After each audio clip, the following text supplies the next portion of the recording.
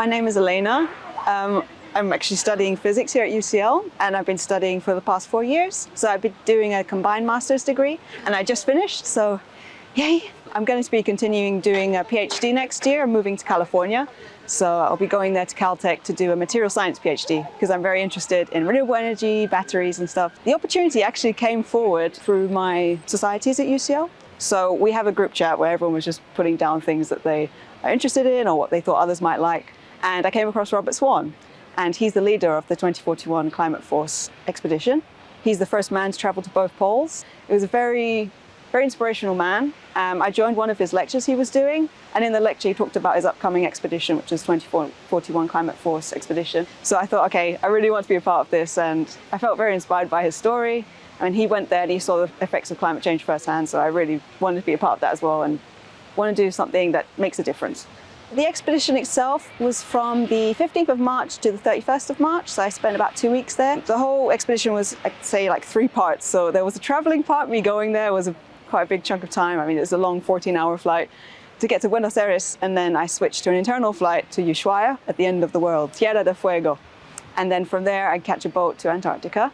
So that was a big chunk of time. I spent some time in Ushuaia because we had to do a lot of quarantining for obviously COVID measures. People from all over the world, 35 different countries were coming, 150 people. So there was a big effort to make sure that everyone was able to attend the expedition and there was no COVID cases on at all, which we didn't have actually, which was super impressive.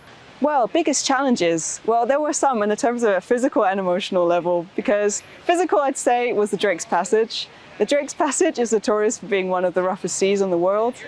I'd say we have 20, 30-foot swells on that passage. Everyone was seasick that night. In terms of mental difficulties, I'd say it was very inspirational and it gave me a lot of motivation to see the effects of climate change firsthand, but at the same time, it's very scary. And you kind of think, well, how could I actually ever make a difference to this issue?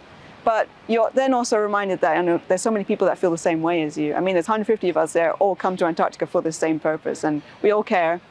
So even though it was a bit of a wake-up call, a bit scary, you also have a sense of sort of camaraderie and motivation as well to pursue and continue in sustainability. Top highlights. We went on some Zodiac cruising, and that was really cool for me. I'd never really been in this type of Zodiac boat before.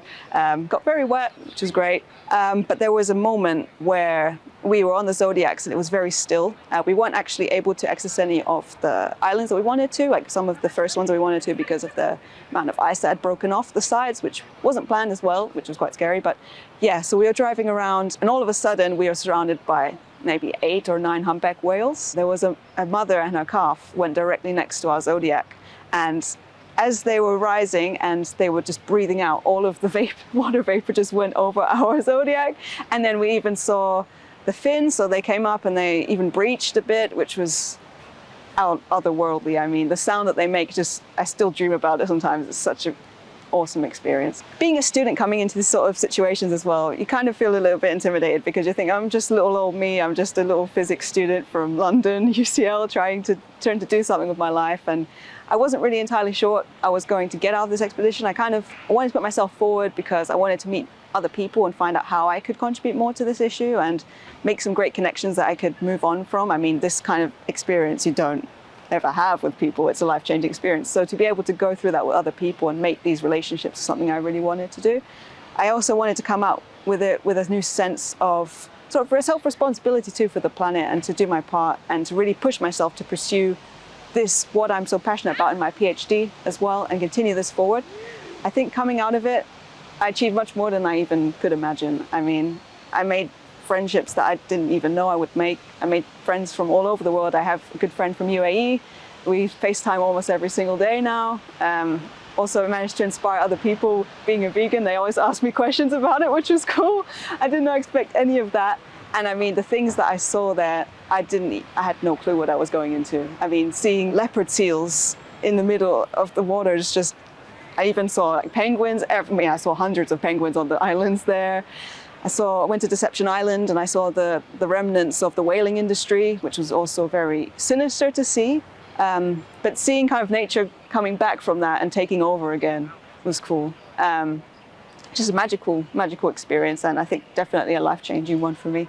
It was a little bit intimidating taking on this task because I had to raise $14,000 to go on this expedition, and I'd never raised this amount of money before. I mean, I had been to other places doing charity work. I'd been to Uganda where I had to raise money to work in schools there with children in local communities, but I did not have to ever raise this amount of money on my own before. So it was a little bit scary, and as I took on the task, I was thinking, oh my God, can I do this? And you ask people, and you have to get over yourself a little bit and have to get over that sort of shame to ask people for support. But UCL Students' Union were really there for me, and I mean, from the get-go, they were always showing such enthusiasm towards this experience, and they really wanted to help me in the ways that they could.